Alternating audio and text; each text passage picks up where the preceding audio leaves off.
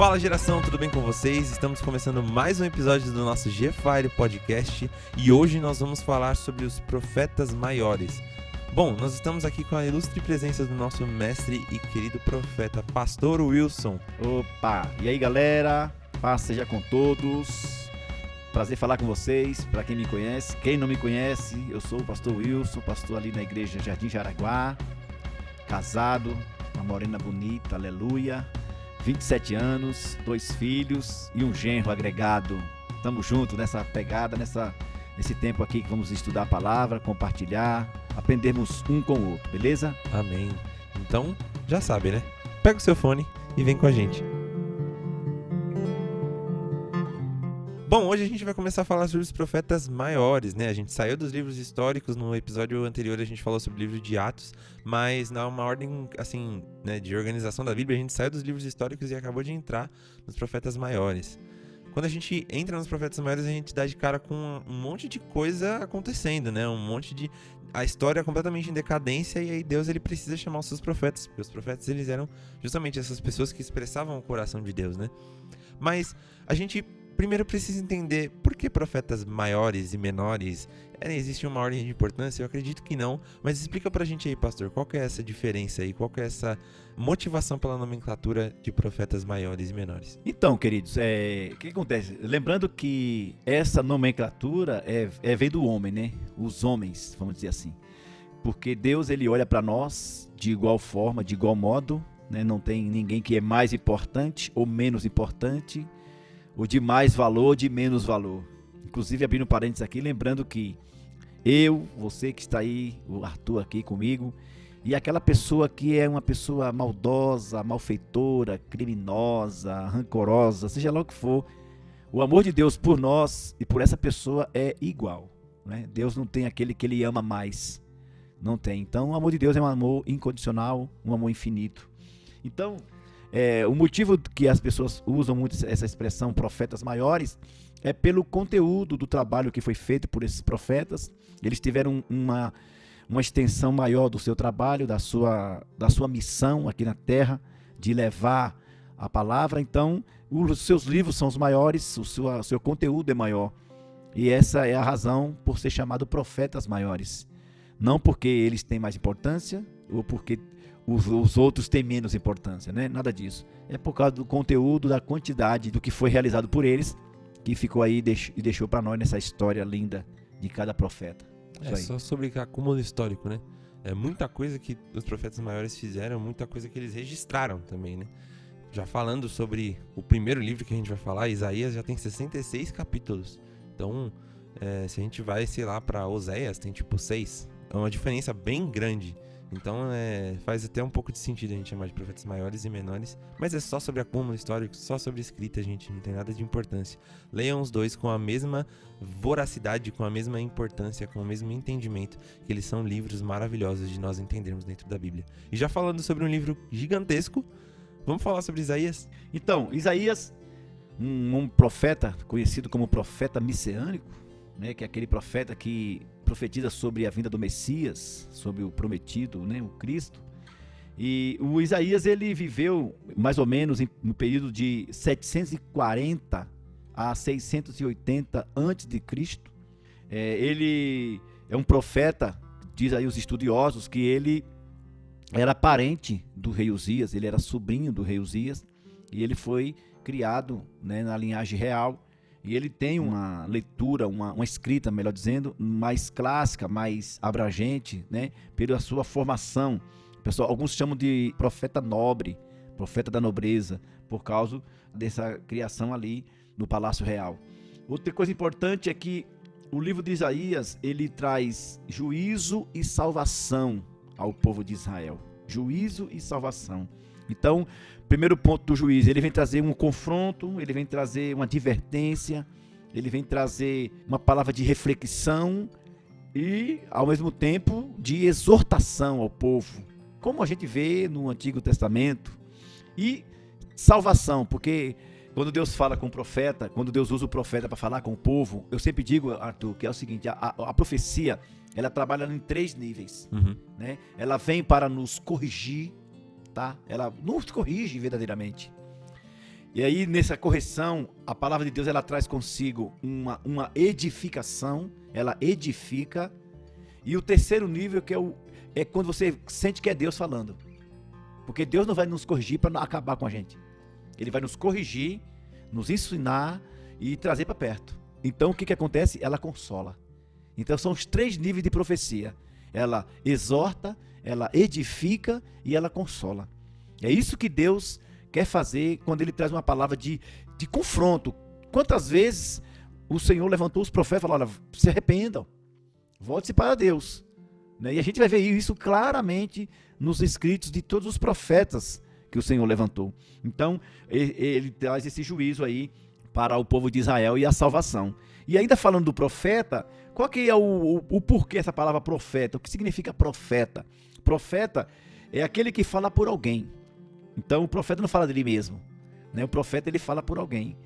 E uma outra tradução bem conhecida é o atalaia, que até alguns me chamam de atalaia, por causa do chofar. Eu sou um atalaia, eu sou um tangedor por causa do chofar. Então, eu estou profetizando com o chofar. Sim. Né? Quantas vezes a gente está aí soprando a trombeta. Eu não gosto de usar a expressão tocar, é soprar. Né? Soprar a trombeta, e muitas vezes naquele sopro vem a cura, vem a libertação. Algumas pessoas caem endemoniadas, outros são batizados com o Espírito Santo. Então, nós somos profetas dessa geração. É isso. Quando você fala sobre essa característica messiânica de Isaías, né? A gente olha para o capítulo 40 ali, né? Que é quando ele fala sobre a voz que clama no deserto. A gente pode relacionar muito com Mateus, né?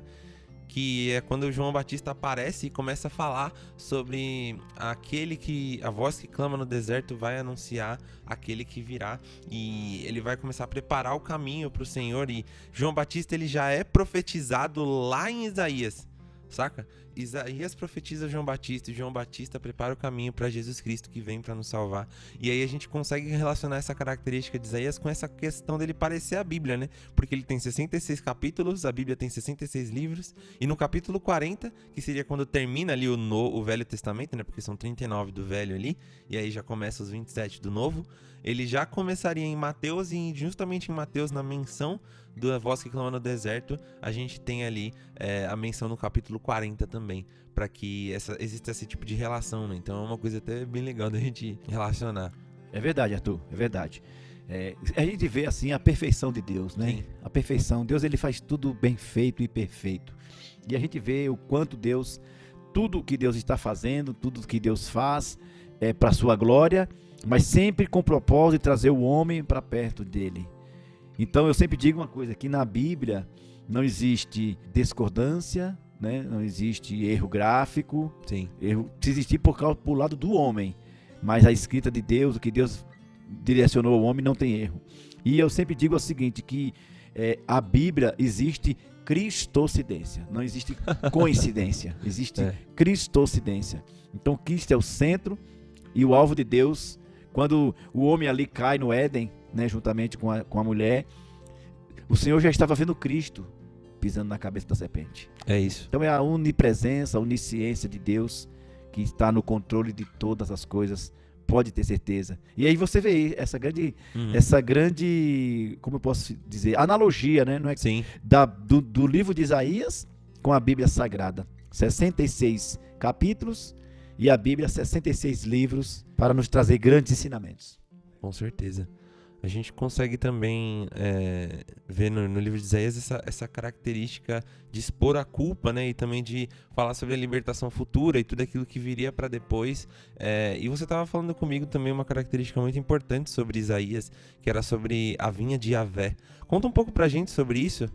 Maravilha. Então, o que acontece? No capítulo 5 do livro de Isaías, Deus, ele direciona o profeta para escrever uma parábola. A vinha de Yahvé é uma parábola, e nessa parábola ele está contando a história de um Senhor, que é o Senhor Yahvé, né? E aí, inclusive, abrindo aqui o parênteses para o nome Yahvé, para quem não sabe, é o nome de Deus, que é uma palavra escrita com 4 letras consoantes, e que nós, homens, seres humanos, não temos condição, a nossa boca, a nossa língua, não tem estrutura para falar, tamanho santo, puro, excelso o nome de Deus, tá certo? E aí o que acontece? Dentro desse contexto ainda, falando sobre o nome de Deus, os judeus, por exemplo, que são os ortodoxos, aqueles que são praticantes, fervorosos, eles não chamam Deus pelo nome. Porque na mentalidade deles, na visão deles, eles não têm santidade tamanha. Eles não têm vida tão pura para que pudesse pronunciar o nome de Deus.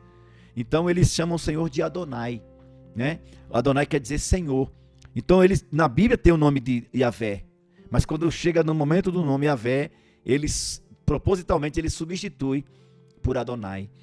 E nós sabemos que lá no Antigo Testamento, né, dentro dos mandamentos, diz que para nós não podemos falar o nome de Deus em vão, porque é muito santo. A gente fala Deus toda hora.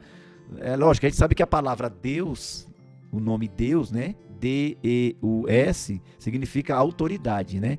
Não é o nome de ninguém, é um Deus. Por exemplo, o Neymar é um Deus do futebol, né? O Hamilton, né? É um Deus na Fórmula 1. Então a palavra Deus é uma autoridade, ó. O Arthur aqui é um Deus no violão. Eu vejo esse homem tocar, eu fico impactado. Exala a unção das mãos do Arthur quando ele está adorando ao Senhor. Então a palavra Deus é autoridade. Então o judeu chama o Deus de Adonai, como Senhor, ou seja, Senhor de tudo. O Senhor maior, o maior de todos.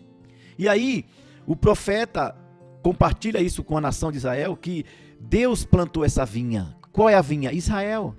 E o Senhor, Ele mesmo, é o avicultor. Por isso que Ele deu esse nome de a vinha de Yahvé. Então, o que nós aprendemos aqui? Que eu e você, nós somos uma vinha que Deus plantou aqui na terra. E esta vinha, para que serve? Para nada? Ela está ali para nada? Não, ela está ali para produzir.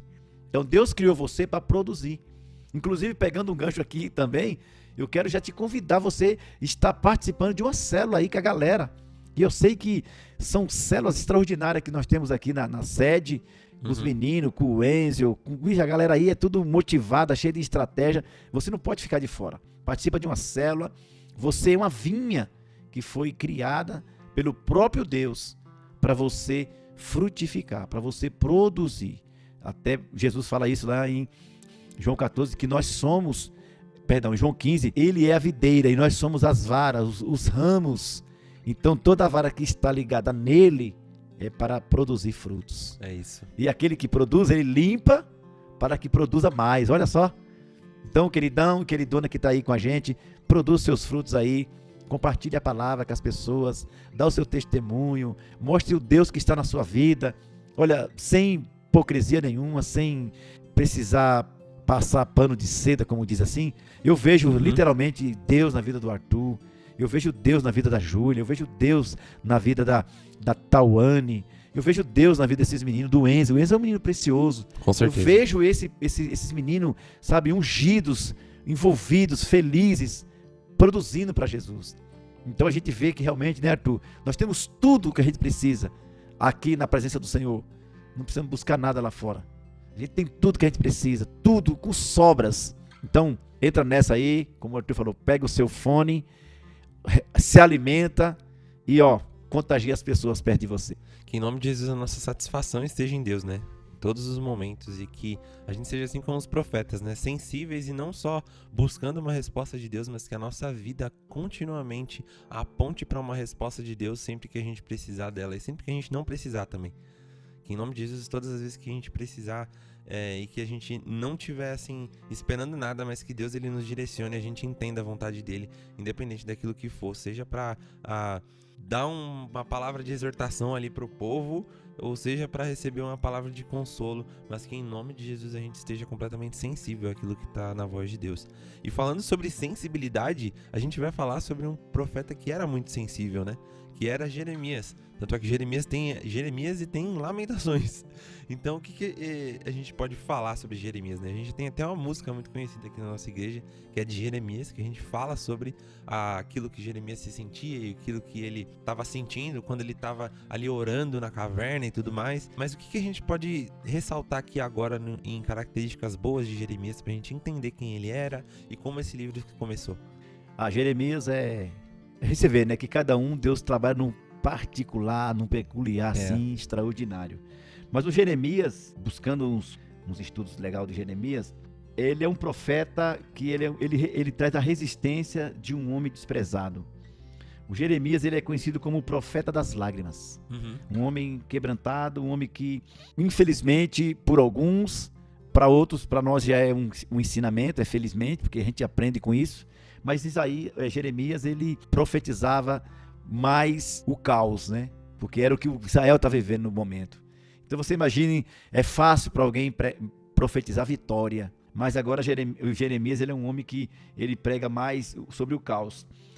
Jeremias, ele foi escrito mais ou menos por volta de 627 a 580 anos antes de Cristo. O propósito do seu livro era justamente esse também, está dentro da linhagem mais ou menos contemporânea de Isaías, que era trazer o povo de volta para Deus. Você vê sempre Deus criando esse caminho para trazer um juízo divino, mas mais direcionado ao povo de Judá, né? Ao povo de Judá, que chega um período que Judá se une a Israel e deixa de existir somente a nação de Judá, né? Se torna um Israel. E o registro, ele traz Jeremias, que trazia uma mensagem dura, né? Jeremias, ele não era aceito nem pelos da família. Você vai ver isso no livro. Ele era de uma cidade pequenininha chamada Anatote. Ele não tinha muita credibilidade, as pessoas não acreditavam muito no que Isaías falava, mas ele não deixava de falar. E quando, no período que Israel foi oprimido por Babilônia, Jeremias foi levado cativo. E aí chega o conhecimento de Nabucodonosor, que um homem da nação de Israel, imagina, um homem da sua própria nação, profetizou tudo que ia acontecer. E aí o seu adversário agora, né, que foi Nabucodonosor, chega ao conhecimento dele: olha, tem um profeta lá, rapaz, que tudo que você fez, tudo que você conquistou, ele profetizou.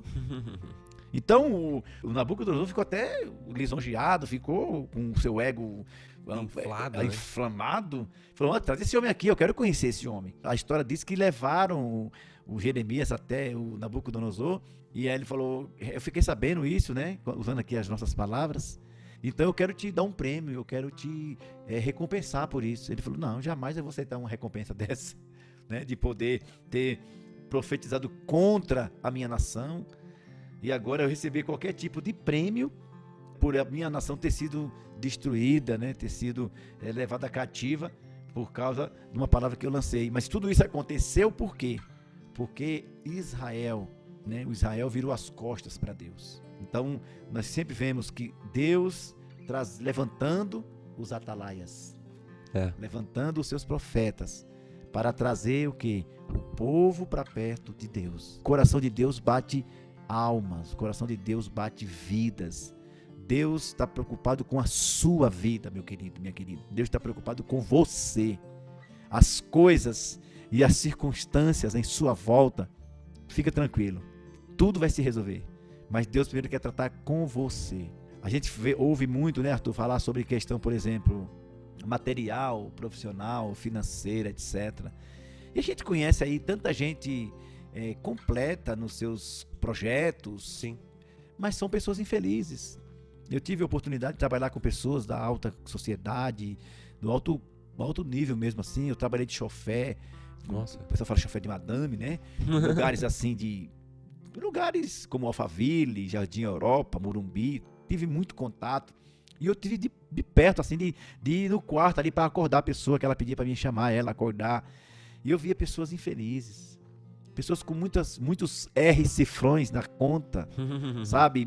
Servos para tudo que era lado. Mas pessoas que eram infelizes. E a gente sabe que essa falta, só Deus supre. Só Deus supre essa falta. Ninguém mais consegue. Nem o marido consegue, nem a esposa consegue, nem o filho, nem a mãe. É algo que só Deus supre. E aí a gente vê Deus trabalhando e usando a vida desse grande homem, Jeremias, que eu admiro de paixão. A falta que tem não é do tamanho de mais ninguém, né? É do tamanho de Deus, né? Dessa pessoa. E a gente vê nessa tristeza, né? Nesse homem de dores que era, né? Jeremias, como ele é chamado. Um salvador sendo abraçado no meio de todas essas lágrimas, né? Porque todos esses pesares que são derramados ali de Jeremias, eles são como um rio, né, de lágrimas, né? Mas as profecias são completamente definitivas para a restauração daquele povo que ele dá no meio de todas as lamentações, que é o próximo livro que Jeremias escreve, né? O que a gente pode também ressaltar sobre as Lamentações? Antes de nós entrar propriamente dito no Lamentações, eu quero só fazer um comentário rápido aqui Show. sobre Jeremias. Nós falamos agora há pouco a questão das profecias, né? Então você imagine uma pessoa profetizando, que nem eu tenho esse dom da profecia, e Deus, quando Ele quer, Ele me usa, não é o que é toda hora, sabe? Não é que nem a Kodak, não é aquela revelação toda hora, não. É quando Deus quer, né? Quando Ele quer, Ele usa a minha vida, a gente compartilha uma palavra, uma mensagem, um texto, o que Deus manda, né? Um louvor, um abraço. De uma vez Deus me fez profetizar para alguém, Arthur, sem falar nada. Nossa. Cheguei na pessoa, abracei, e a gente começou a chorar junto. Quando ficamos ali alguns minutos ali chorando, aí depois de um tempo, nós dois moídos, eu e aquele amado irmão, ele olhou para mim assim: obrigado, eu entendi tudo, muito obrigado, Senhor, muito obrigado, pastor, olha, Deus te usou tremendamente. É assim, Caraca. Às vezes se preocupa muito em falar, mas Deus tem seus meios. Então Deus falou com ele no particular, nem sei o que foi, mas fiquei muito feliz que eu fui apenas um instrumentinho. E aí eu anotei aqui o seguinte: alguns maus tratos que Jeremias passou por isso. Sim. Por ele profetizar e não ter recompensa. Por exemplo, nas vezes que Deus me usou, poucas vezes eu lembro quando Deus me usou assim para levar uma palavra de sacode, assim, sabe, de chicote. Deus sempre me usa, mas a maioria delas foram positivas, foram boas. Show. Então, normalmente a gente recebe elogios, a pessoa vem agradecer: ô pastor, obrigado. Ou aquela palavra se cumpriu na minha vida. Que nem, por exemplo, Deus nos deu um dom para mim e para minha esposa. A gente ora junto por mulheres estéreis. Show. Nós já oramos por pessoas que eu trabalhei, ex-patrão, pessoas da igreja, a minha dentista que fiz o tratamento, né? Nós oramos, ela ficou grávida. Então, a gente recebe um elogio: obrigado, Deus usou sua vida e tal. Mas o Jeremias, eu até coloquei aqui, ele foi maltratado. Jeremias profetizava e ele foi preso, ele foi jogado num calabouço, ele foi amarrado num cepo, numa madeira, né? E tudo isso por quê? Porque ele estava profetizando. Aí eu queria fazer essa perguntinha para você que está aí ouvindo, participando com a gente.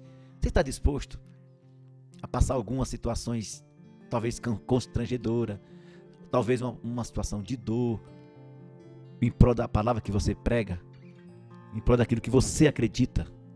Você colocaria o seu nome em risco, sua reputação em risco, para você liberar essa palavra, para você profetizar, para você ser usado por Deus?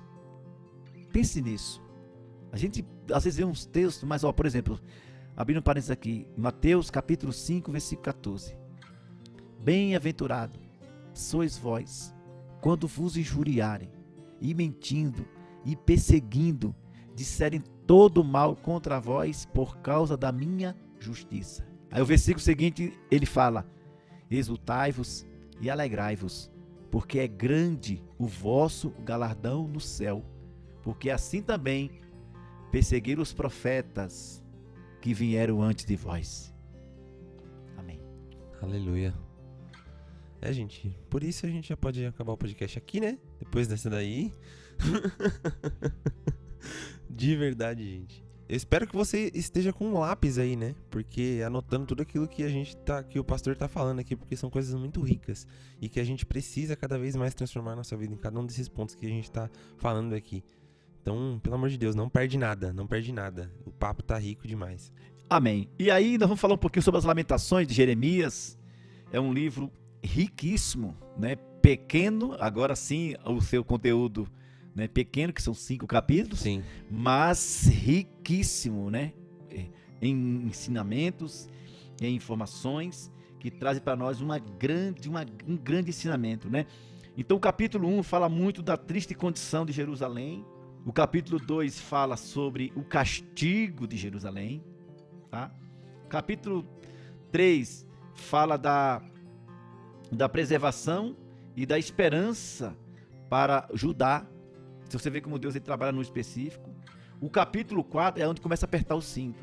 Fala da justiça, da ira de Deus, né? E o capítulo 5, da confissão e confiança a Deus. Então, você vê que, segundo diz a história, que esse livro ele foi realmente escrito em lágrimas. Eu tenho anotei algo interessante aqui também, que tinha um rapaz, um cidadão que andava com Jeremias, que todos nós temos um mais próximo, que está mais próximo, né? Até Jesus viveu isso, né? Jesus tinha Segundo aí a linha, os teólogos tem hora que inventam umas coisas que faz a gente pensar, né? Mas, por exemplo, os teólogos dizem, Arthur, que Jesus tinha 500 discípulos. Certo. Por quê, pastor? Baseado em quê? Baseado na ressurreição. Ele foi visto por mais de 500. Mas no meio dos 500 eles tinham 70, lá de Lucas 10, aquele que ele enviou de 2 em 2. Sim. Mas durante os 70 ele tinha 12 que ele escolheu. Ele chamou os 12, mas que no meio tinha um que era o traidor.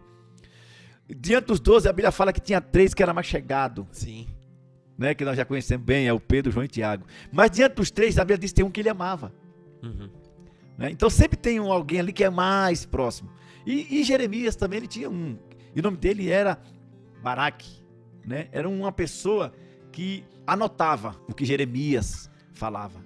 E em alguns períodos que Jeremias estava preso, ele anotava, e ele ia lá para frente do palácio, e lia tudo que Jeremias falava. Então você vê, pode prender o homem, né? Pode querer parar o homem, pode até mesmo querer parar o ensinamento, mas a mensagem não vai ser parada, a mensagem não vai ser paralisada. Então, independente de que situação você esteja passando, a gente vai ver, por exemplo, as cartas de Paulo. Pensa comigo, olha que coisa mais louca. O cara preso. O cara tá preso, meu, tá encarcerado. E ele tá motivando quem tá solto. É. Ele tá pedindo pro Filipe lá, o pessoal do Filipe, gente, tem fé, tem ânimo, levanta a cabeça, tudo isso sobreveio como figura, vamos lá, vamos pra cima. Efésios, mesma coisa, povo de Éfeso se levanta, por esta causa me põe de joelho e tal, aqui preso e cativo. Você vai ver, você fica impactado, como é que pode um negócio desse? Um de nós preso, meu Pai eterno, né? Mas a gente vê realmente quando uma pessoa sabe quem ela é e quem a chamou, quem a escolheu, não tem nada que paralise essa pessoa. É isso. Né? Então, querido, guarda isso com você. E esse livro de Lamentações, nós temos aqui aqueles textos conhecidos, né? As misericórdias do Senhor, Lamentações 3, 22, as misericórdias do Senhor. Então você vê Deus trazendo misericórdia, são a causa de não sermos consumidos. Aí o 29 fala, põe a boca no pó, Israel, põe a boca no pó, talvez assim haja esperança. Né? Lamentações 3, 29. Então você vê realmente o trabalhar de Deus. Você vê realmente Deus indo de encontro a Israel.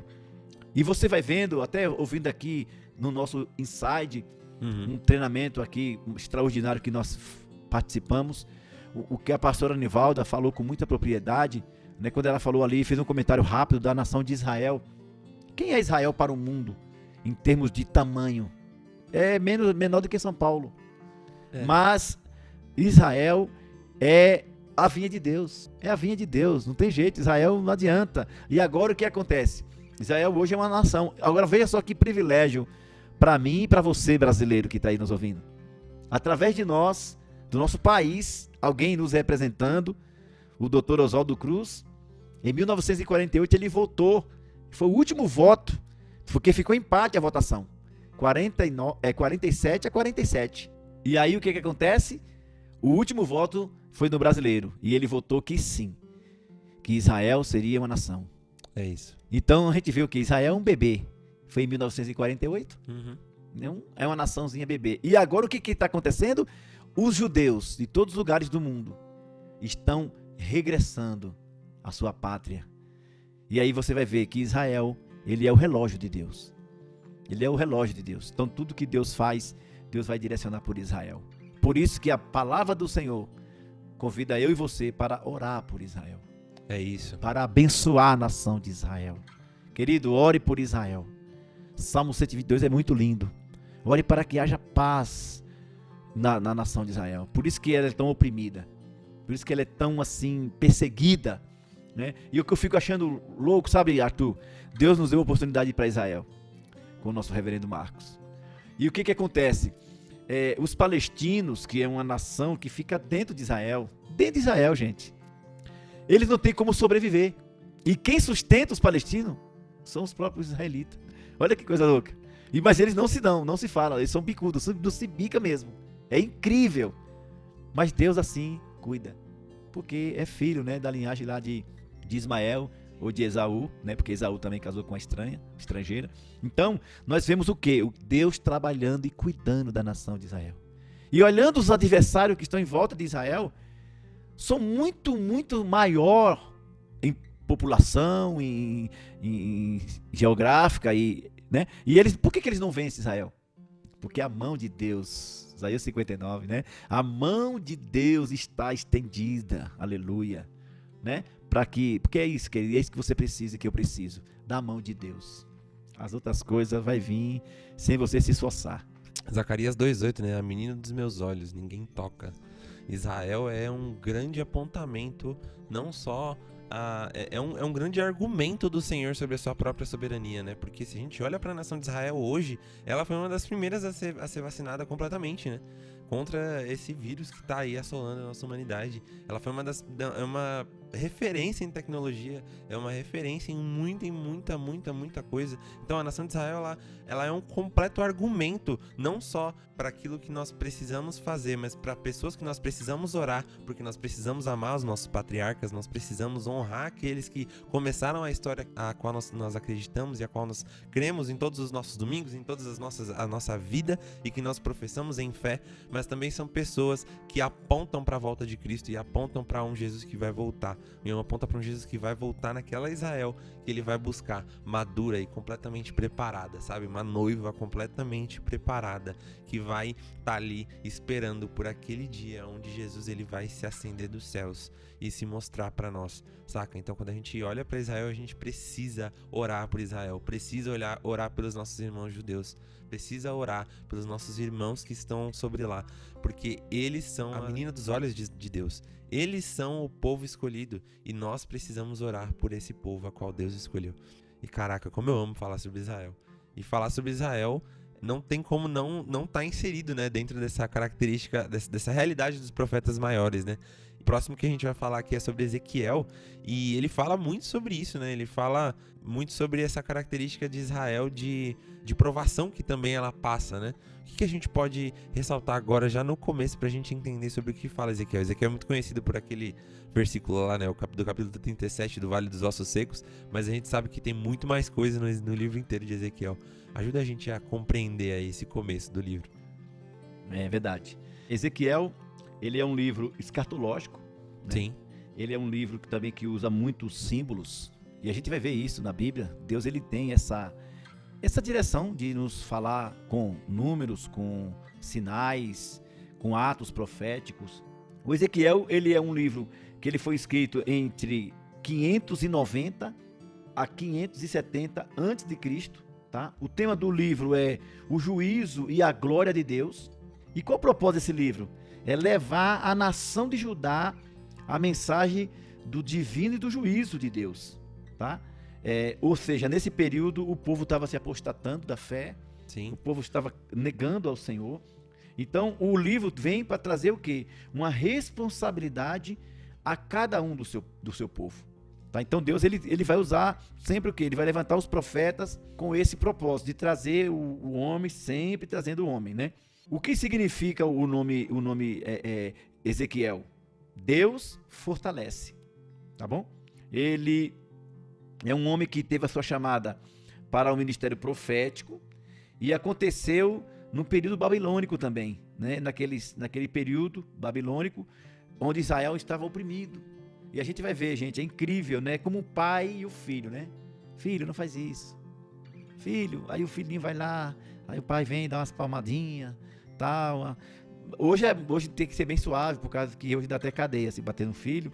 Mas você vê uma criança assim, né? Deus cuidando do seu filho. Então o povo, por causa disso, o povo vai, né, oprimido para ser cativo desse povo de Babilônia, dos assírios, da Grécia. Você vai vendo isso se deslanchando. Por quê? Por causa da desobediência. O que acontece, né, em Ezequiel é completamente o contrário de comunhão, né? Deus ele acaba deixando o santuário. Exato. O povo está completamente contaminado e aí essa contaminação do povo ela acaba exigindo essa remoção do santuário de Deus dentre eles, né? E aí quando o trabalho para a recuperação desse santuário ele começa a ser instalado, ele vê o povo vivo como dentre os mortos restaurado dentre a terra, um santuário e a glória de Deus no meio deles. Isso é muito louco, porque eu imagino Ezequiel vendo o povo que estava morto, que estava ali sem a glória de Deus, como mortos vivos ali, recuperando todas aquelas coisas. Como a gente pode, né, pensar sobre isso, né? Sobre o vale dos ossos secos. Vamos pontuar uma coisa aí muito, muito legal sobre isso. O que a gente pode pontuar sobre o capítulo 37 também? Então, a gente vê esse grande ensinamento do Senhor nesse livro de Ezequiel, extraordinário, impactante, é algo impactante. Eu lembro quando eu li esse texto pela primeira vez, eu me derramei em lágrimas. Confesso que eu fiquei muito, muito impactado. E aí mostra o seguinte, primeiro ponto, já mostra que um homem longe de Deus, ele está morto, né? Ele é uma caveira. Sem Deus, ele está morto. Então, a Bíblia diz que o Senhor leva o profeta em espírito e faz ele estar diante de um vale de ossos secos. E o que eu acho lindo de tudo, mais impactante de tudo, é o fato de Deus falar assim, ó, Ezequiel, observe aí como é que eu vou fazer. Não, Deus não faz isso. Deus pergunta para ele e ele, com muito quebrantamento, fala assim, o Senhor sabe? E aí o Senhor fala, eu sei? Sim, Senhor, o Senhor sabe. Então você vai profetizar. Tem muita gente que está assim, morto espiritualmente. Um zumbi dos dias de hoje, sabe? Estão assim, com um casamento morto, estão com a vida espiritual morta, estão com tudo paralisado. Eu estava fazendo um estudo, abrindo parênteses aqui rapidinho, Arthur. Nunca houve uma geração tão suprida como essa, em recursos, em oportunidade. Sim. Informações praticamente quase que instantânea. Sai um assunto agora lá na Europa, questão de segundo já está aqui. Uma geração tão completa, um povo tão suprido. A geração da tecnologia, né? Você tem uma TV em casa, você pode pegar um controle e você entrar na internet pela TV. Do fast food, né? Que você pede a comida pelo seu aplicativo. Exatamente. Chega em 20, então, 30 minutos na sua casa. Tão completo. Só que em contrapartida tem um grande prejuízo. Nunca houve uma geração tão doente, tão enferma, espiritualmente falando, né? Pessoas que estão doentes na alma, pessoas que estão deprimidas, pessoas que têm tudo, mas não têm alegria. Eu fiz um semestre de psicologia, né, pretendo voltar, né, esse é o nosso projeto. E o que acontece? Um professor muito, muito legal que nós conhecemos, ele dava aula de neurociência, e ele estava contando que o príncipe de Mônaco, ele recebeu uma Ferrari de presente, e quando ele desembrulhou a Ferrari, ele ficou depressivo. E aí a sala toda inflamou. Eu falei, como pode, professor? Ele queria uma Ferrari vermelha, e o pai dele deu para ele uma Ferrari amarela. Aí começa a discussão na sala, né? Mas ele falou, gente, talvez isso pra mim, pra você, não é nada. Talvez você queria ter um fusquinha com assoalho furado. Mas pra ele, a realidade dele é diferente da nossa. E por causa disso, ele queria uma Ferrari vermelha. O pai dele se atrapalhou lá e comprou uma amarela. Ele ficou depressivo. Então são coisas que, são doenças que se originam na alma, né, no emocional da pessoa. Então, imagine agora, Deus levanta o profeta e fala, você vai profetizar. E Deus quer usar você, meu querido. Tem muita gente que está enferma, que está na condição desse vale de ossos. Tem muita coisa que está fora do lugar. A Bíblia diz que quando ele profetizou, que Deus mandou ele profetizar, a Bíblia diz que cada osso se juntou ao seu osso. Olha que riqueza de ensinamento. Já imaginou se nesse juntamento de osso, os ossos fossem parar no lugar errado? Né? A pessoa, que loucura seria? Né? A cabeça no ombro. Mas a Bíblia diz que juntou-se cada osso ao seu osso. Cara, isso é lindo. E lindo, Deus falou, é você. Aí a Bíblia fala claramente que se coloca de pé um exército de caveira. E aí agora Deus deu uma ordem para que viesse carne, que viesse nervo, que viesse pele. E vai se formando um grande exército de pessoas. Isso é o quê? O trabalhar de Deus. O que a gente aprende? Que Deus quer tratar na nossa saúde, no nosso emocional, em todas as áreas. E após estar de pé, você vê, não é importante estar de pé, não é importante estar só de barriga cheia, não é importante estar só com a casa comprada. Vamos aqui fazer uma conjectura, né? Vamos imaginar que esse exército de pé, eles tinham tudo. depois de pé, depois que veio o nervo, a carne, veio a pele, veio tudo. Mas aí a Bíblia fala que ainda lhe faltava uma coisa. Faltava o Espírito. E você falou, então, profetiza pelo Espírito, venha Espírito. Sabe? Então esse Espírito, querido, é o Espírito Santo para mim e para você hoje. Nós precisamos do Espírito Santo. Jesus falou lá em João 14 que o Espírito Santo, ele nos ensinaria todas as coisas. Você pode viver os momentos positivos e negativos da vida e você ter o Espírito Santo com você, né? Então, por exemplo, falando da geração, muitos dessa geração, eu tenho um filho de 20 anos na minha casa, a gente ainda vê o nosso filho como criança, mas é muito importante você falar não pro seu filho. Sim. Né? Você, jovem, meninão, queridão que tá aí, menina, adolescente, pré-adolescente, você, quando o seu papai ou a sua mamãe fala não para você, ele tá te ensinando, é porque eles querem te proteger. Não é porque eles não querem te dar, não é porque eles têm raiva de você, nada disso. Eles estão te protegendo. O não faz parte da nossa vida, da nossa história, da nossa existência. Então, trate o não como algo positivo para a sua vida. E outra coisa, hein? Quando Deus fala não, é livramento. É, com toda certeza. Quando Deus fala não, é bênção na tua vida e na minha. Né? Às vezes a gente vem, porque tem um pessoal que é da hora, né? Eles vêm orar, pastor, ora por mim para acontecer isso, isso e isso. Quando Deus me dá o discernimento, eu falo, amém, vamos orar e vai acontecer. Mas quando Deus não dá discernimento para mim, eu falo, nós vamos orar para que a vontade de Deus se cumpra. É isso. Então é isso aí, esse exército. E aí quando ele se coloca de pé e veio, soprou, aí você fala, olha, este exército é toda a casa de Israel. É a nação de Israel. Então, querido, se levante. Deus não chamou você para ficar parado. Se ficar parado, vai dar dengue. É isso mesmo. Tem que se movimentar. A água parada apodrece e dá dengue. Então não pare, não pare, não pare. E pra gente encerrar aqui a nossa cronologia de profetas, vamos falar sobre Daniel, que é um livro bem, né? Bem levinho, né? Daniel é bem leve. Fala só sobre guerra, cativeiro, é só o que a gente escuta. Coisa bem de boa. A Daniel, eu posso dizer que pra mim é um dos favoritos. Assim, com certeza. Eu amo Daniel, eu amo de paixão. É o meu favorito também. Daniel é algo extraordinário, é um homem diferenciado. Não que os outros não são. Eu vejo assim a questão da testificação, sabe? É que nem o Eliseu, gente. Eu Sim. quero, quando chegar no céu... Olha, eu quero conhecer todo mundo, mas o primeiro que eu quero conhecer, os dois primeiros, é Eliseu e Daniel. Eu quero conhecer esses caras. Esses caras, pra mim, são referência, assim. Então, Daniel, cara, é um livraço, né? Daniel, ele tem um livro que ele traz um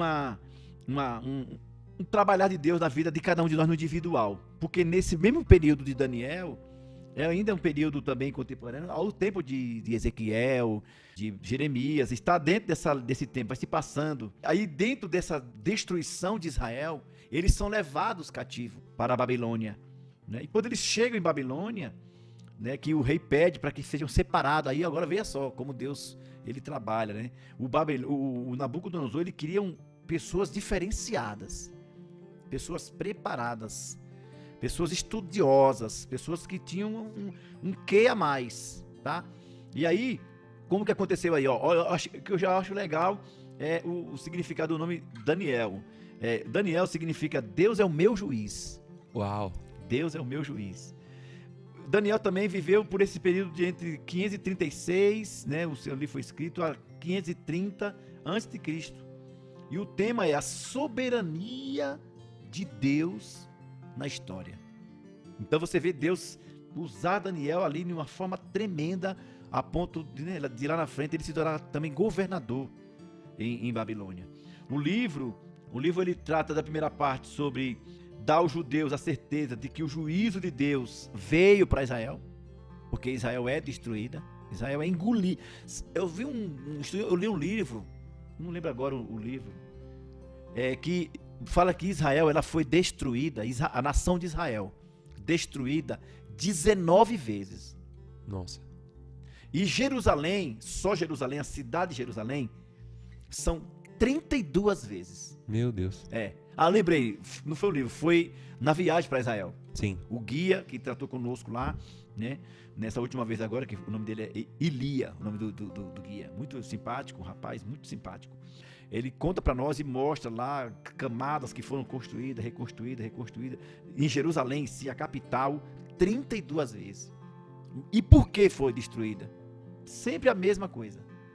Sempre por quê? Porque os seus abençoados viravam as costas para Deus. E aí o que acontece? Daniel nasceu no reinado de Josias, né, entre 640 e 609. O seu ministério era um ministério profético. Daniel, ele era um profeta diferenciado. Daniel também tinha dons, né, de discernimento de sonhos. Eu fico impactado naquele capítulo 2, né, quando o rei tem um sonho lá e fica perturbado. Imagina, alguém tem um sonho, Arthur, e fala assim, eu tive um sonho, decifra aí. Cara, tá, conta o sonho pra mim. Não vou contar sonho nenhum, não. Decifra. Quem é o mestre aqui é sonho. você vai ter que decifrar o sonho e me dar a interpretação. Meu Deus do céu. Né? Então você vê que ele realmente é um jovem diferenciado, e o que eu acho lindo é a humildade de Daniel, que ele chama os seus compatriotas ali, ele chama ali os seus amigos, que são chamados de, mudam o nome deles, né? Colocam nomes pagãos nele, Ananias, Misael e Azarias, né? Que é o Sadraque, Mesaque e o Abednego. Sim. Mas ele chama os seus amigos para quê? Para orar. Vamos orar, porque o rei aí tá meio furioso, quer matar todo mundo. Vamos orar e Deus vai nos dar a revelação. Olha que coisa linda. E quando ele se apresenta diante do rei, ele poderia também ter colocado uma patente ali no seu ombro, né? E falar, seguinte, rei, eu tive um particular com meu Deus e tal. Não, ele vai na humildade. E a humildade, gente, é a porta do negócio, né? Olha, rei, o que você sonhou, homem nenhum pode entender, pode interpretar.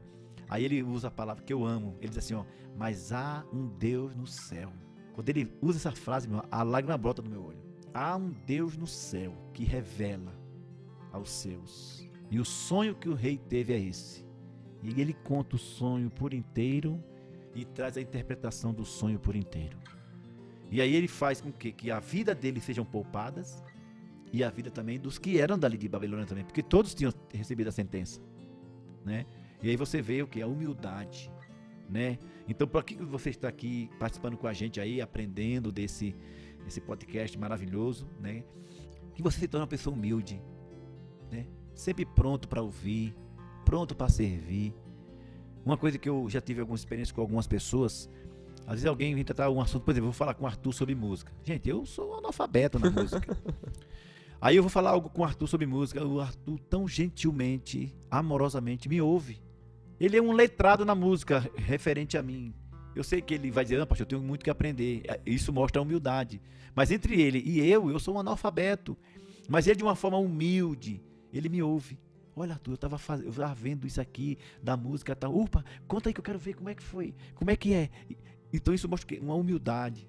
Então ainda que você venha ouvir alguém, coisas que você já sabe, que você já conhece, de repente você é até doutor, seja humilde para ouvir, né, para aprender, né? E aí você vai ver que você vai se tornar grande. E a palavra fala que é para a gente ser pronto sempre para ouvir, né? Sempre pronto para ouvir.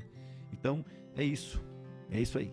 Acho que essa é uma boa característica, né, de todos os profetas, na verdade, né, a humildade.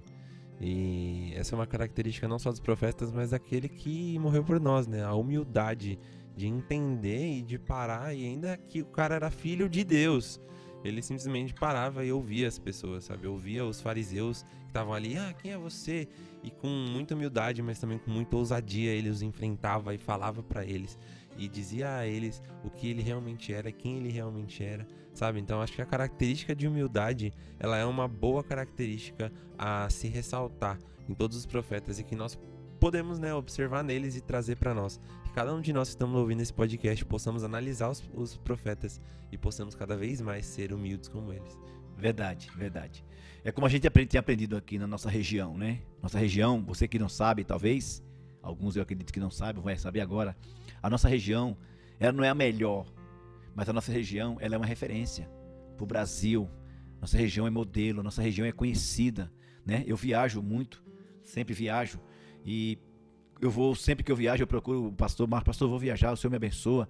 Ele ora por mim, me abençoa. E eu vou falar, gente, sou da região 729, pastor Marcos Soares. Nossa, já abre portas, porque é uma referência.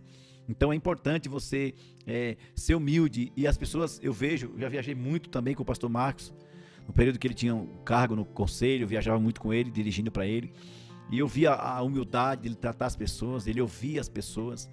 E ele sentar-se no chão, várias vezes, o pastor Marcos estava no chão assim, ó, e sentava um monte de pastor em volta. Que coisa mais linda. E ele sentando, ele falando das experiências e compartilhando crescimento de igreja, estratégia. E não tinha hora, teve períodos ali que a gente dormia 2 horas da manhã, ele conversando, que as pessoas vêm de longe, as pessoas querem uma dica, querem um conselho, querem um direcionamento, né? E você vê um nosso pastor com um ministério tão relevante, mas com tanta humildade.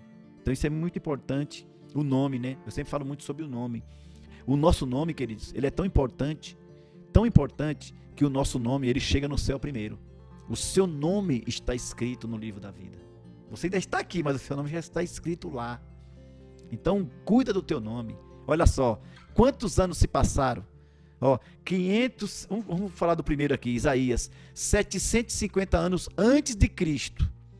Hoje nós estamos em 2021, mais 750 anos, dá 2.771 anos depois.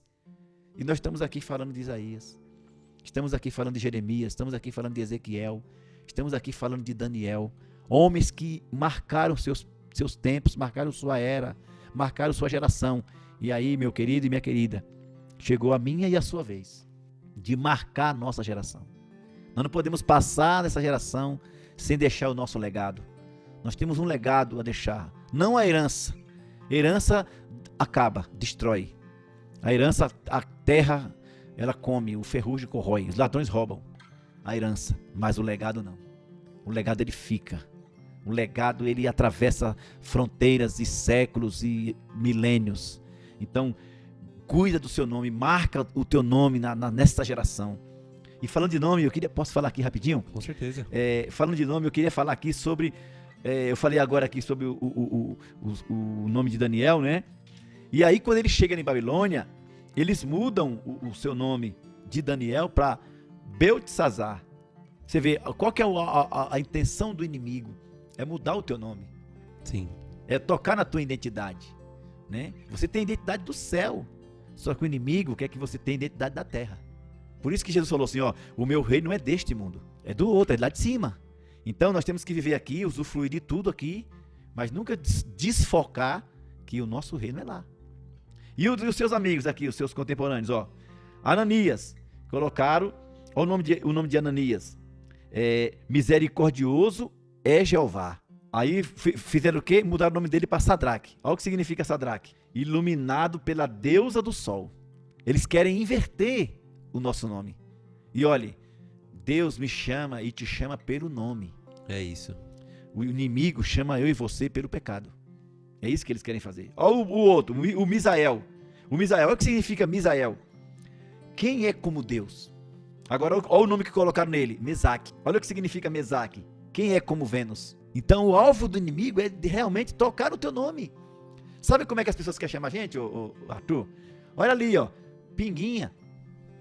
É isso. Olha ali, maconheiro. Olha aquele ali, prostituto. Olha aquele ali, cachaceiro. Sabe? Olha aquele ali, mentiroso. Sim. Mas Deus te chama pelo teu nome. E o outro, eles eram 3, né? Mas Daniel, é o Azarias. Olha o Azarias, que significa Azarias. Jeová ajuda. Aí quando ele chega em Babilônia, muda o nome dele. Como que chamam? Abidnego. Olha o significado de Abidnego. Servo de nego. Então, nós não somos servo de nego, nós somos servo do Senhor. Então, queridos, eu queria louvar Deus pela sua vida. Porque Deus, ele permite, guarde bem isso, tá? Porque existe 2 níveis da vontade de Deus para a minha vida e para a sua. Existe a vontade soberana de Deus na sua vida, se você e eu permitir. E a vontade permissiva, que é aquela que muitas vezes Deus não quer para mim nem para você. Mas pelas nossas atitudes, pelas nossas práticas, Deus nos deu o livre-arbítrio, aí Ele permite. E muitas vezes a gente entra pelo cano, né? Então Deus não criou você nem eu para sofrer. Deus nos criou para refletir a sua glória. Então, querido, cumpra isso. Cumpra esse propósito. Não saia do plano de Deus por nada e de forma nenhuma. Se você não tiver certeza, nenhuma decisão, procure o seu líder, tá? Procure o seu líder da sua célula, procure o líder do seu departamento, procure o seu pastor, conversa, pede um direcionamento. Mas se você não tiver certeza, não faça, não faça, não faça, não dê um passo se não tiver certeza daquilo que você precisa fazer. Sempre nas minhas decisões, eu tenho um pastor e eu tenho o privilégio de o seu pastor ser o meu também. Né, o pastor Marcos, que para mim é uma referência. Eu conheço o pastor Marcos já há uns 16 anos, mais ou menos. Eu era da região de Guarulhos e quando ele assumiu a região de Guarulhos, a igreja estava doente, lá estava enferma, com vários problemas, e nós viemos para cá. Deus completamente, querido, sem hipocrisia nenhuma. Deus usou a vida do pastor de maneira tal, e hoje a nossa vida é uma outra vida.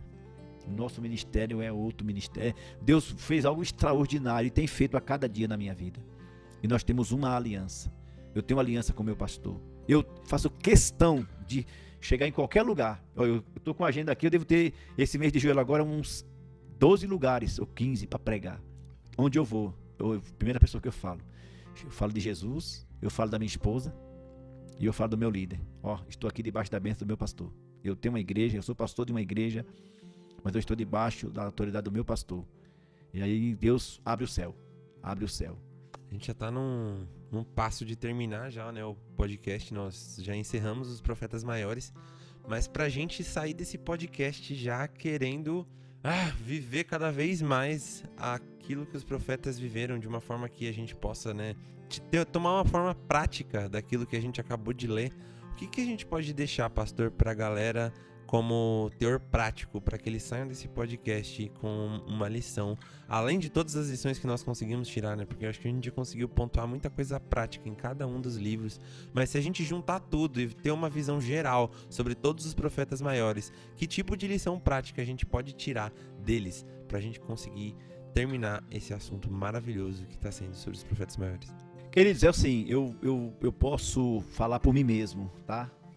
A palavra que eu uso uma palavra e eu vou tentar abranger na explicação, mas a palavra é uma. Qual que é a palavra, pastor? É renúncia. É isso. É renúncia. Renúncia de quem, pastor? Do diabo, do Satanás? Também. Mas tem uma outra. Eu até falo que hoje o seu maior inimigo, tá? Não é o diabo, não é a sua sogra, tá? Seu maior inimigo não é o seu patrão, o seu professor. Então quem será, pastor? Tem um outro diabão aí já? Eu não sei se é um diabão, mas eu sei de uma coisa, que o seu maior inimigo é você mesmo, tá, querido? Então o seu maior inimigo é você. Você é resultado das suas decisões. Então, por que renúncia? Porque nós temos que renunciar, tá bom, querido? Então, e querida, renuncia a sua carne, a sua vontade. Renuncia um sistema, existe um sistema todo arquitetado, planejado para nos destruir. É bíblico. João 10:10. O inimigo, o ladrão, ele vem senão a roubar, matar e destruir. O quê? As coisas? Não, você e eu. Se ele tocar em você, ele vai entristecer o coração de Deus. Então, querido, renuncia, tá? E aí a Bíblia fala isso, né? Que aquele que perder a sua vida por amor de mim, ganha lá. Aquele que perde por Jesus, ganha. E aquele que ganha sem Jesus, perde. Então, querido, abra mão. Não é por isso a importância de você estar participando desse podcast, você estar participando daí dos treinamentos, das lives, você está inserido junto com a galera, está junto. Sintoma, tá? Se afastar é sintoma de quem está doente. Não se afaste do rebanho. Não se afaste, tá bom? Sinaliza, joga o orgulho para lá. Se não estiver bem, dá um sinalzinho que com certeza os despeceiros da obra vai te ajudar. Então, para a gente fechar, eu fecho com esse ensinamento, né, que eu aprendo a cada dia, que eu preciso renunciar, que o evangelho não é um evangelho descartável, não é um evangelho de modinha, de modismo, não, é um evangelho de cruz. Jesus falou: tome a sua cruz, negue-se a si mesmo e siga-me. Porque se eu e você não fizermos isso, nós não vamos conseguir entrar no reino do céu. E fazendo um comentário rápido aqui, Lucas 12 conta a parábola do jovem rico. O jovem rico encontrou com Jesus. Jesus estava passando e ele abordou Jesus querendo impressionar. Bom Senhor, bom mestre. E Jesus já repreende ele e fala, não sou bom.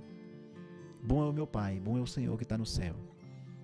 Mas Senhor, o que eu faço para que eu seja salvo? E aí Jesus faz algumas perguntas para ele. Ele responde bem. Aí a gente responde bem. Só que muitas vezes a gente responde bem, a gente fala bem, mas na hora da prática a gente reage mal. Ele respondeu muito bem algumas perguntas de Jesus. Conheço, honra, já faço isso, desde pequeno, desde criança. Ah, então tá bom. Então só tá te faltando uma coisa. Aí Jesus fala para ele, larga tudo que você tem e me segue. Gente, você não tem a noção da profundidade dessa palavra. Você sabe o que você andar com Jesus, gente? Sabe o que ele estava dizendo? O que você tem aí isso aí é o que nós vamos dar de caixinha. Nós vamos dar de caixinha isso daí. Me segue para você ver o que é riqueza. O que é ser bem sucedido. Você acha que esse camarada ele não ia triplicar o que ele tinha? Ele ia andar com Jesus, aprender com Jesus.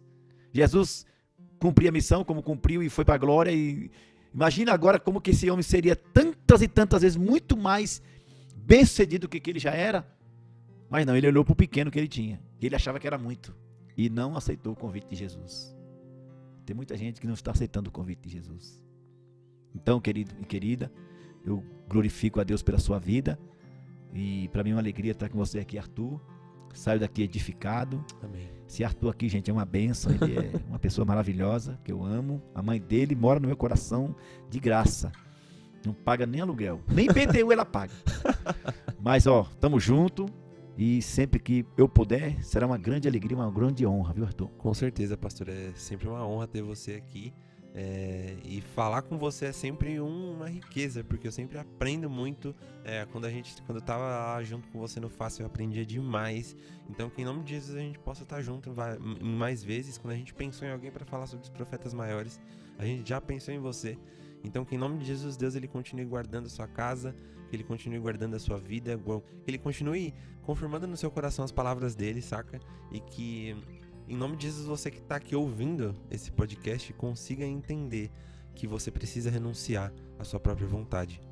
Que em nome de Jesus você entenda que a vontade de Deus, ela é soberana sobre a sua e que você não tem nada a perder por isso, você só tem a ganhar. A gente sai desse podcast, pastor, completamente abençoado, e glória a Deus pela sua vida. Eu espero que você tenha entendido tudo isso.